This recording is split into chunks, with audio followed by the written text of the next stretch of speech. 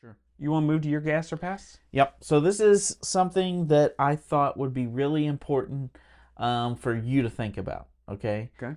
This is a S style guitar.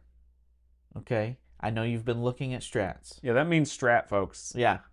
But Reverend now has partnered with Greg Koch. He made that Tele-esque guitar. Now there's a Strat. Yep. With a center like raised section. It does have the 2 different sounds in it that you can it's a push. You do have to charge the pickups, Fishman pickups, but it's $17.99. It's a great sounding Strat. What are your thoughts? I think it looks awesome. Greg Koch is a guy that I just about trust with anything he touches and puts his name on. I'm kind of like immediately a fan of, because he's so talented. He's played a ton of stuff. He knows what he's looking for. I do like that Tele he's got. So it makes me immediately think that I probably would like this Strat style guitar he's got. Reverend stuff's supposed to be really good. I do like the sound of these Fluence pickups. Does the charging thing bother me? A little bit. I realize we talked about the Tele style on here once before.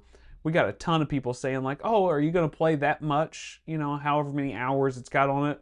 I'm not worried about that. I'm worried about, I've got a lot of, I don't want to say a lot, but I've got several guitars here. And sometimes I get on a kick with one or the other. If I go to pick it up and haven't touched it in a while, does it hold a charge for a month or two? Because I don't know, does it dissipate after a while? I do wonder about that stuff.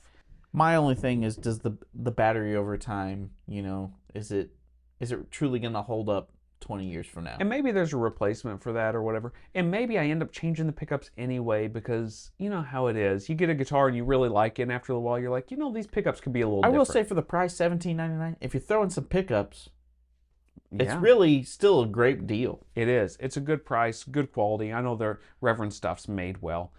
I'm a big fan of it. For me personally, if I'm looking at Strat style guitars, I don't think it goes to the top of the list, but it doesn't go to the top 3 or whatever, but it's up there. Like, I would say it's a G.A.S in a lot of ways for me. Mm-hmm. However, I'm not gonna go order it today. Does that make sense? Right. You'd be interested in it if it spoke to you. Yeah, I need to get one in my hands to really play it first. Because Strat style guitars can vary so much with pickups. I think even compared to like Les Pauls and things, which can vary a lot, I think there's certain guitars that vary more than others. And I think Strat's on the higher end of variance. Strat's 335s variant a lot. Yeah. I think those guitars, Teles vary, there's black guards and there's white guards, and then there's like 60s Teles. And they're, I'm not going to say they don't vary, because they honestly vary quite a bit. But I do think there's like a few distinct camps for Teles versus, man, I've picked up some Strats and wow, big difference from model to model. Right. Yeah, you go from Strats, 335s, you're right. I feel like those are the two that are always changing from guitar to guitar, completely different. I just thought this was a cool, different idea because I know you've been looking at Strats. I like this one. I'm going to call it a G.A.S for me. Okay.